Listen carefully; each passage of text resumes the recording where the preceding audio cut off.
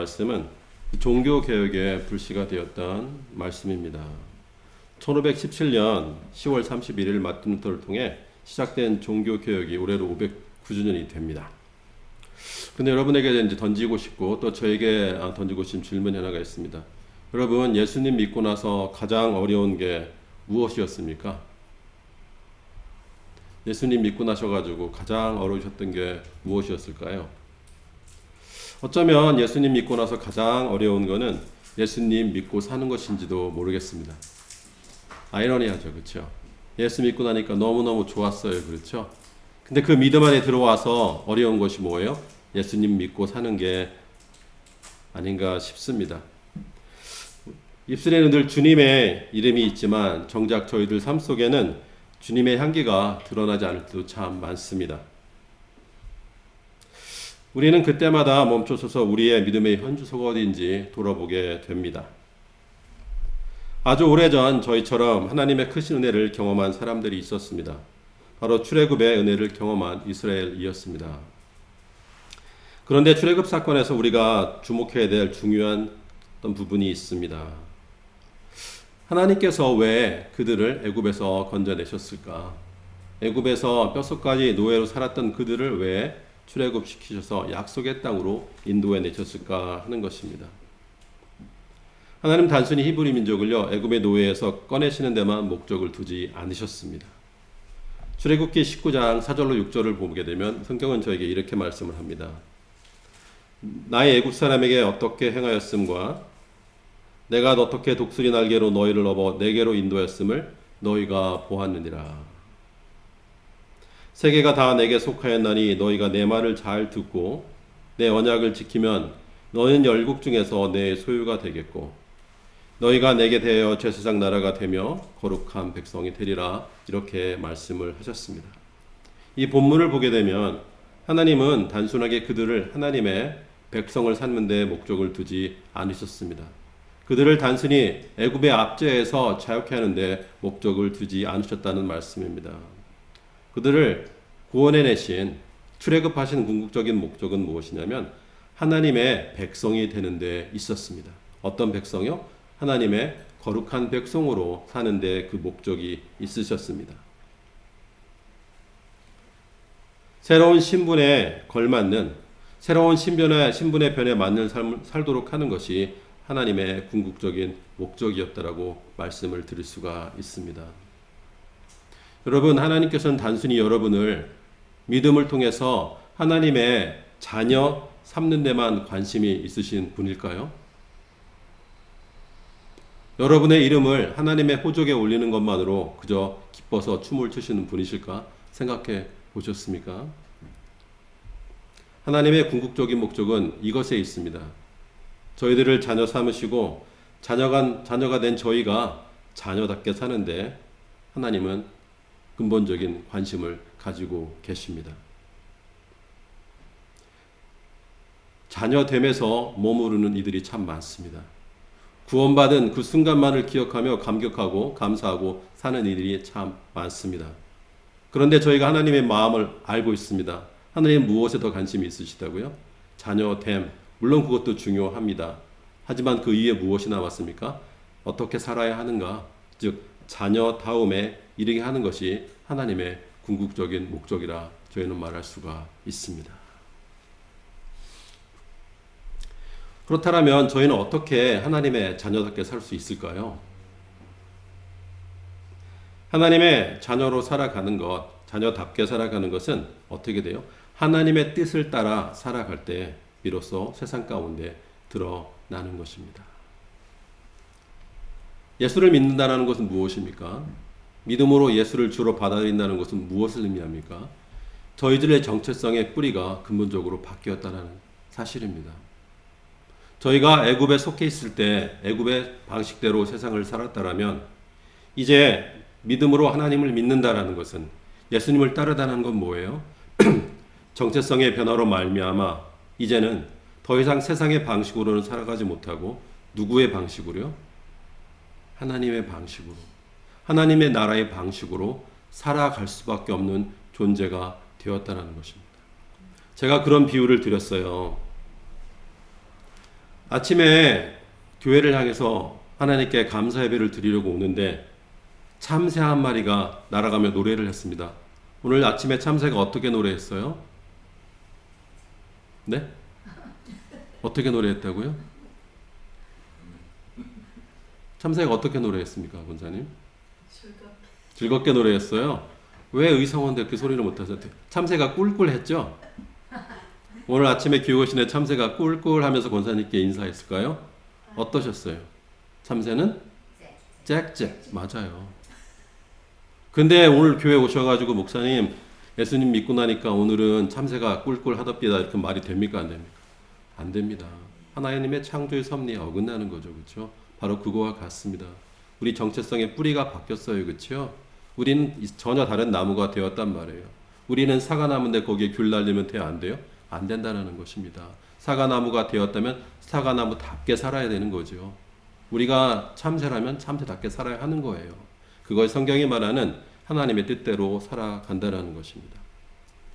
이러한 맥락에서 본문을 보자라면 믿음이란 무엇이라고 말할 수 있냐면 믿음이란 날마다 애굽에서 탈출하는 것이라 말할 수가 있습니다. 뭐라고요?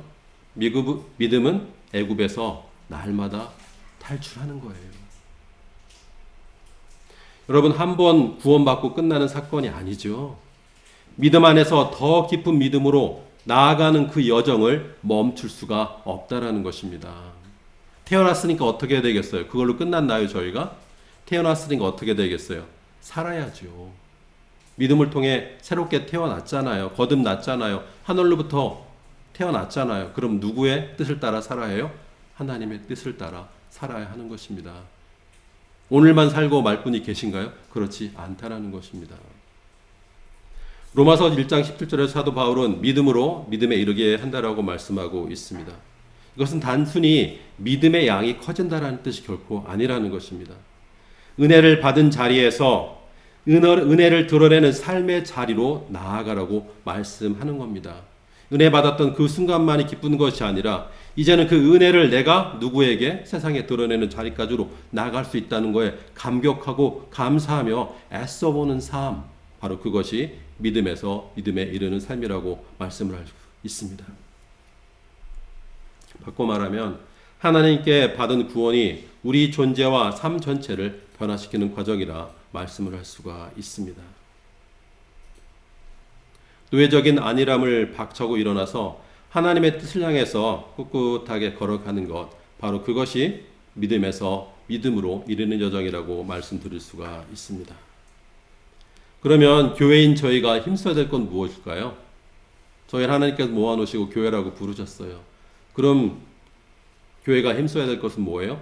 바로가 주인 행사는 애굽의 일부가 되는 것이 아니라 어디의 일부가 되어야 되겠어요?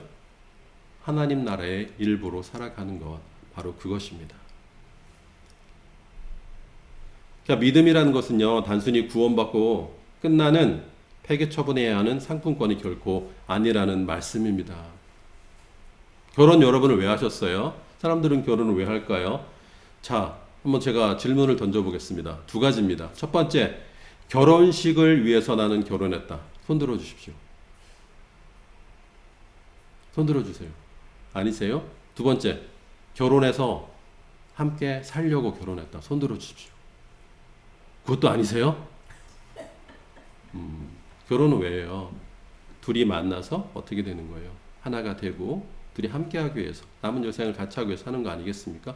믿음도 그렇다라는 거예요. 우리가 왜 구원받았어요? 하나님 뜻대로 행하기 위함이라는 것입니다. 하나님의 은혜로 구원받은 이유는 더 깊은 믿음에 이르게 하기 위함입니다. 하나님은 우리 존재의 바닥부터 머리끝까지 변화시키기를 원하세요. 로마서 8장 29절을 보면 이렇게 말씀하세요. 하나님이 미리 아신 자들로 또한 그 아들의 형상을 본받게 하기 위하여 미리 정하셨으니 이는 그로 많은 형제 중에서 맏아들이 되게 하려 하심이라. 하나님의 구원 목적은 단순하게 천국행 티켓을 주는 데 있지 않습니다. 우리를 누구를 닮게 하려고 하시는 데 있다고 그랬어요? 예수 그리스도의 형상을 닮아 가는 데까지 있다고 말씀을 하고 있습니다.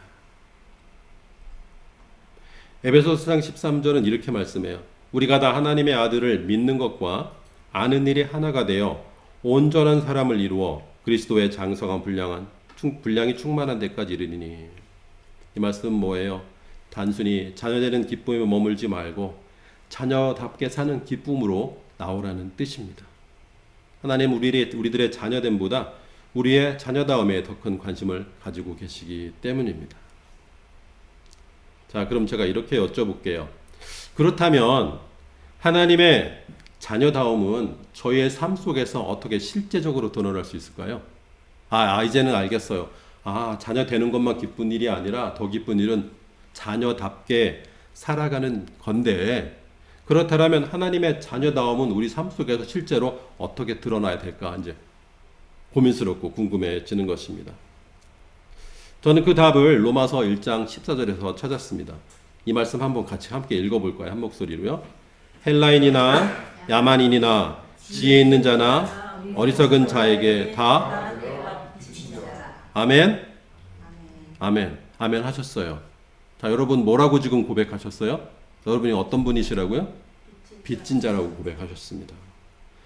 사도 바울은 자신을 뭐라고 지금 고백하고 있어요? 나는 빚진 자라 고백을 하고 있습니다.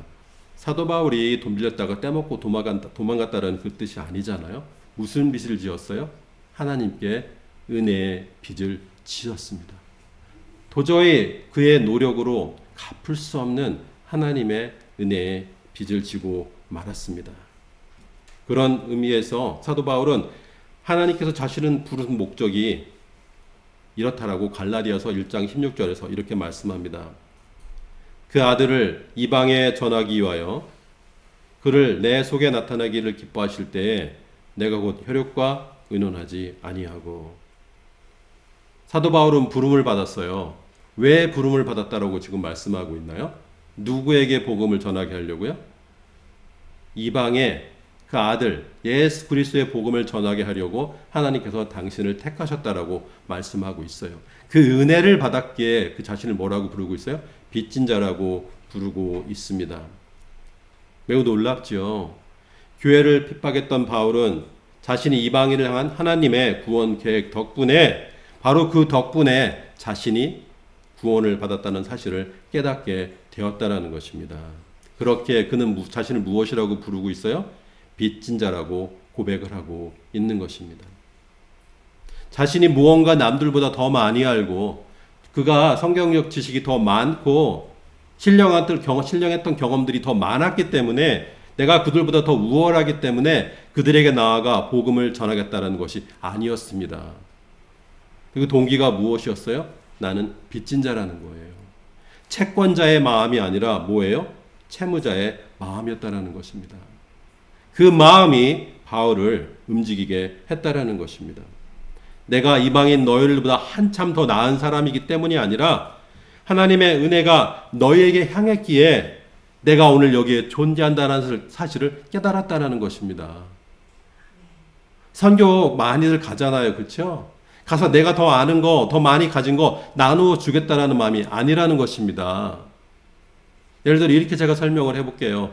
미국 오셔서 고생은 했지만 웬만큼 기반 잡고 잘 살게 되었어요. 한 4, 50년이 흘렀어요. 그런데 한국에 계신 부모님께 전화 한 통 안 하고 살았어요. 그런 내가 이제는 성공했다고 바리바리 물건 사들고 가서 행세한다면 그게 정말 자식일까라는 겁니다. 그렇게 할 수 없죠. 만일 그랬다면 어떡하겠어요. 너무 죄송해서 미안해서 아무 말 못할 거 아니에요. 그렇죠? 돌이켜보니까 내가 잘나서 구원받은 게 아니었다라는 거예요. 하나님의 구원 계획 속에 이방인들이 있는데 그들이 아니었다면 나는 오늘 내가 존재할 수 없음을 깨닫고 그들이 너무 또한 고마운 거예요. 하나님이 은혜 주신 것도 너무나 고마운데 아직도 예수라는 복음을 모르는 이들을 보니까 동시에 그들도 고마운 것입니다. 그러니까 사도 바울은 이 두 가지의 마음을 가지고 있어요. 누구에게? 하나님께 빚진 자이면서 하나님의 은혜를 깊이 깨닫고 나니까 그들이 있었기에 내가 있었구나, 또한 그들에게도 빚진 마음이 있었다라는 것입니다. 그러니까 가가지고 행세할 수 있어요, 없어요? 결코 그럴 수 없다라는 것입니다. 그럼 선교 가가지고 우리가 복음을 전하고 우리의 흔적을 남기고 오면 되겠어, 안 되겠어요? 절대 안 되겠죠. 그 자리엔 누구의 발자국만 남아 있어야 된다라는 거예요? 예수 그리스도의 발자국과 십자가만 남아야 한다는 것입니다.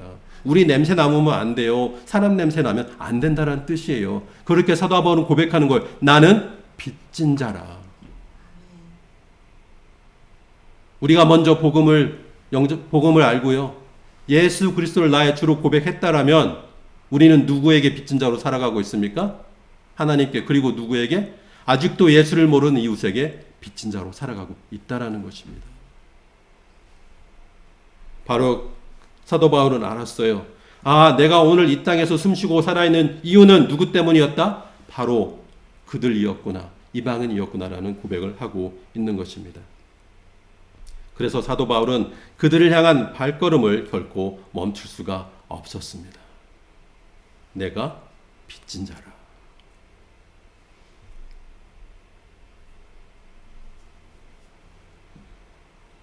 그렇다면 여러분, 이런 질문이 저에게 남아 있습니다. 어떻게 믿음에서 믿음으로 나아갈 수 있을까요? 그 핵심은 바로 빚진 자의 심정을 회복하는 데 있습니다. 저희가 혹이라도 살다가 나는 하나님께 빚진 자인데 그 기억만 갖고 있고 아직도 복음을 알지 못하는 이웃들을 향한 빚진 자의 마음을 잊고 있었다면 오늘 하나님의 말씀 저에게 말씀하고 있는 것, 그 마음도 회복했으면 좋겠구나. 사도 바울은 하나님의 불가항력적인 은혜가 무엇인지 알고 있었습니다. 자신이 얼마나 큰 은혜를 입은 존재인지 알았기에 함부로 살 수가 없었습니다. 어쩌면 저희의 삶이 때로는 헛헛한 이유가 이 빚진 자의 마음을 잃어버려서인지도 모르겠습니다. 은혜를 잊어버리면요, 삶은 불평으로 가득 차고 맙니다. 그러나 하나님의 은혜의 빚진 자라는 사실을 아는 사람은 삶의 방향 자체가 달라집니다. 빚진 자의 마음으로 산다는 것은 단순히 죄책감 속에 산다는 것이 결코 아닙니다. 예수님을 통해 베푸신 하나님의 은혜를 기억하며 그 은혜를 세상에 드러내기 위해, 그 은혜를 이웃과 나누기 위해 애를 쓰며 살아간다는 뜻이기 때문입니다. 저희는 분명히 알고 있습니다. 우리가 빚진 자 된 이유는 먼저 예수 그리스도께서 우리를 위해 자신을 내어주시기 때문입니다. 죄 없으신 주님께서 죄인의 자리로 내려오셨고 우리 대신 십자가를 지어주셨습니다. 저희가 감당할 수 없는 죄의 짐을 예수 그리스도께서 대신 짊어져 주셨습니다. 복음은 단지 저희를 위로하는 메시지가 결코 아닙니다. 복음은 우리 존재 전체를 뒤흔드는 하나님의 능력입니다. 그래서 사도 바울은 저에게 말씀합니다. 내가 복음을 부끄러워하지 아니하노니 이 복음은 모든 믿는 자에게 구원을 주시는 하나님의 능력이 됨이라. 아멘. 여러분 믿으시나요?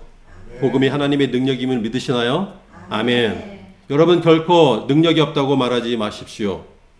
우리에게 능력이 있는 것이 아닙니다. 복음 자체가 하나님의 능력입니다.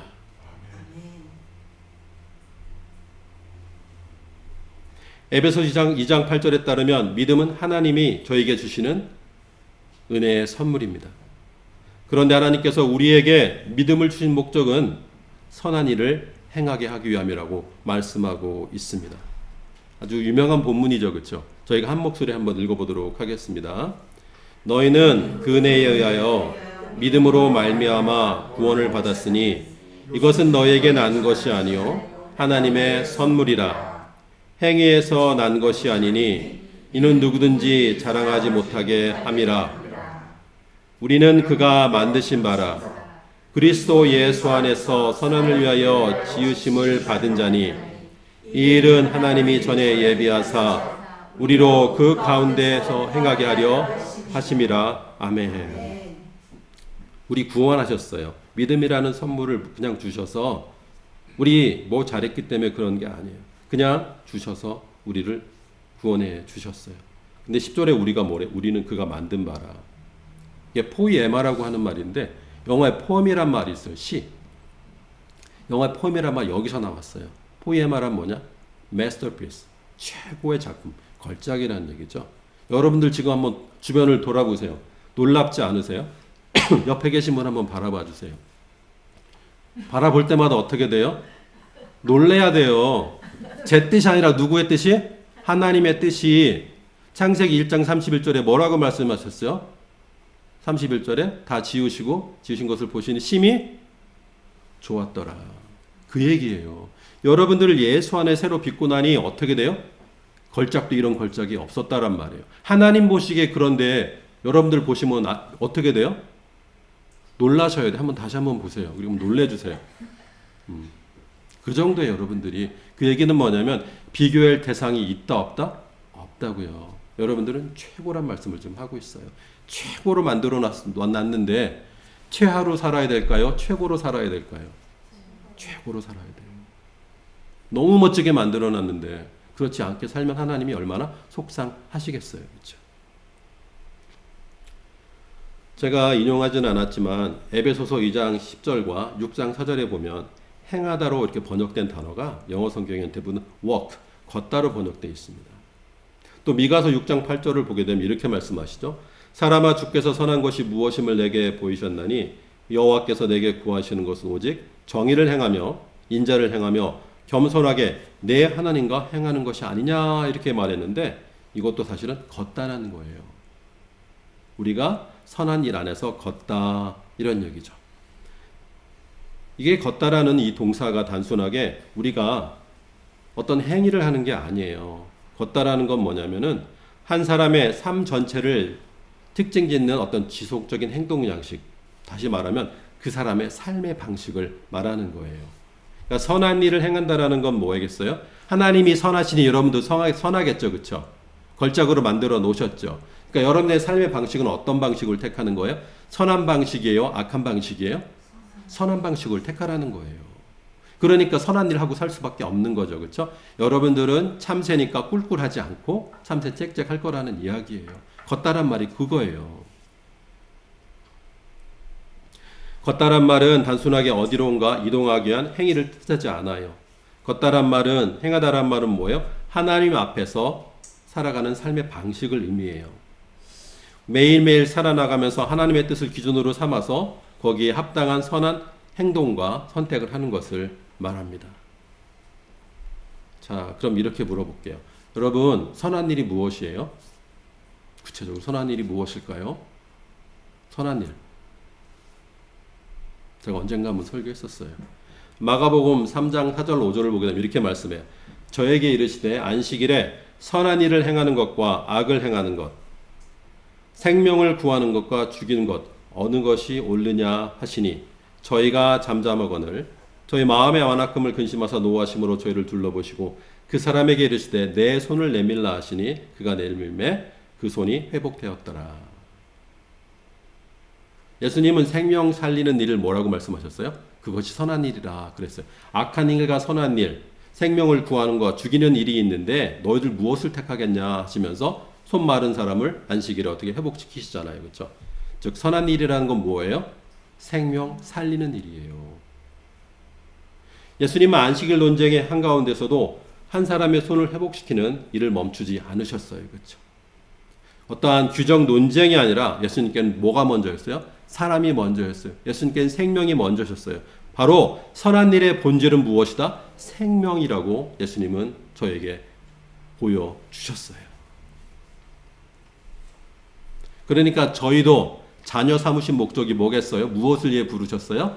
선한 일을 위해 부르셨어요. 선한 일을 바꿔 얘기하면 뭐겠어요? 생명 살리는 일에 저희들을 부르셨다라는 거죠. 그렇죠?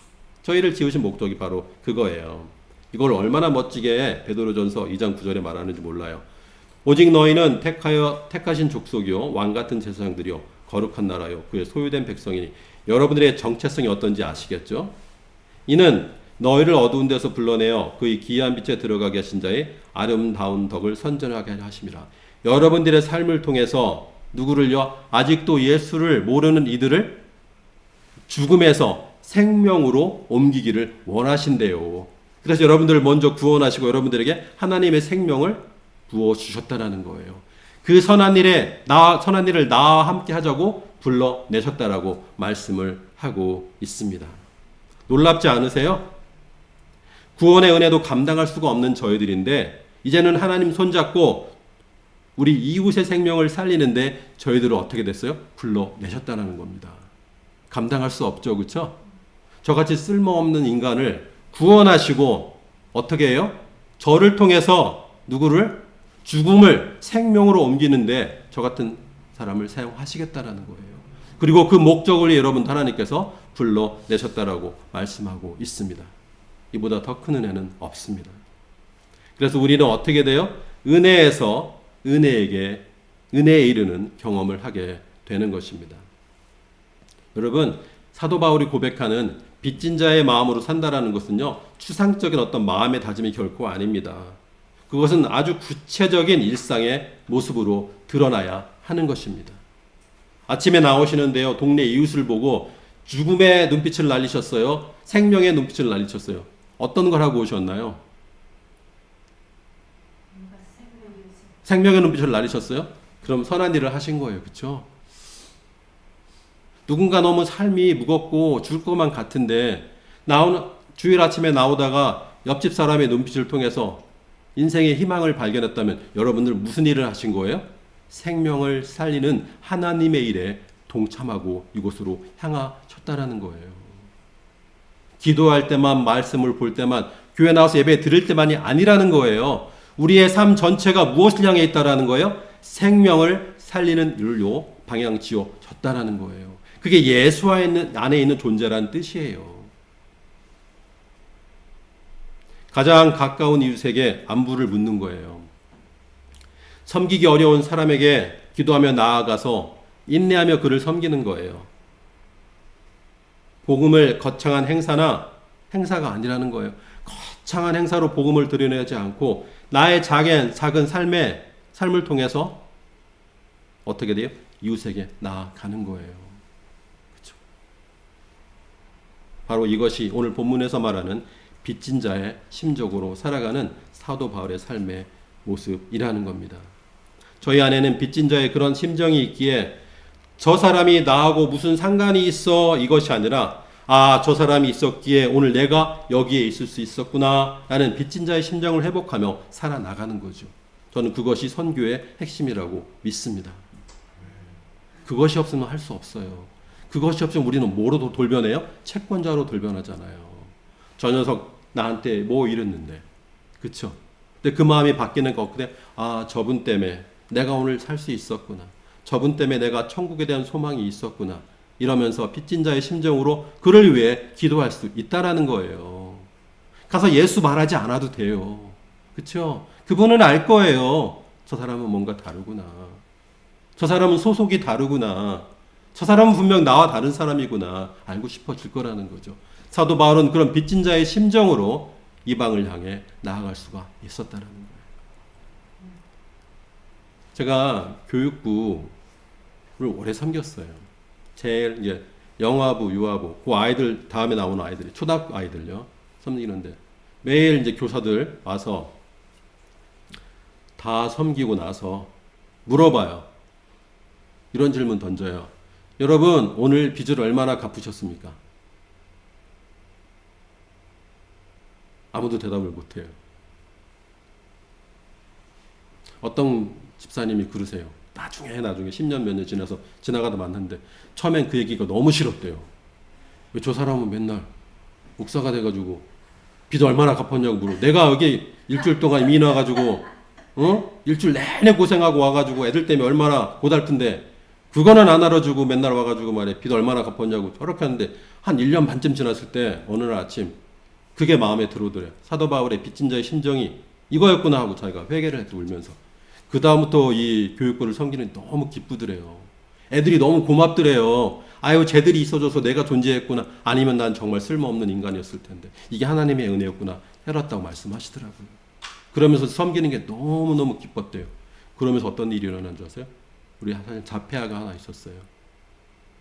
그 집사님은 그 아이만 따라다녔어요. 예배든 아니든 상관없이 얘는 막 돌아다녀요. 근데 그 아이를 섬기기 시작하더라고요. 거기서 기쁨을 발견하기 시작하더라고요. 나를 이곳으로 부르신 이유가 저 아이였기 때문이었구나. 내가 저 아이가 없었다면 내가 어떻게 하나님의 은혜를 경험할 수 있었을까? 바로 그것이 빚진 자의 심정이고 바로 그것이 복음을 들고 이방을 향해 나아가는 자의 심정이라고 저에게 말씀하고 있는 것입니다. 사랑하는 성도 여러분, 믿음 안에 계시다면 하나님의 은혜에 감사하십시오. 그리고 하나님의 뜻을 이루기에 빚진 자의 심정으로 하나님의 손과 발이 되기에 오늘도 애쓰시기를 간절히 바랍니다. 빚진 자의 심정으로 복음을 전하십시오. 능력이 없다 절대 말하지 마십시오. 복음 자체가 하나님의 능력이기 때문입니다.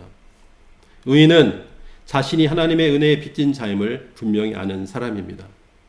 자신의 인생이 은혜라는 사실을 아는 사람은 결코 함부로 살 수가 없습니다. 또한 빚진 자의 마음을 가진 사람에겐 함부로 대할 사람이 세상에 아무도 없습니다. 모든 사람이 하나님의 사랑의 대상이기 때문입니다. 오늘도 주 예수 그리스도의 복음을 전하시기 바랍니다. 그리고 하나님의 은혜를 붙들고 오직 믿음으로 살아가시기 바랍니다. 그리하여 믿음에서 믿음에 이르시기를 간절히 바랍니다.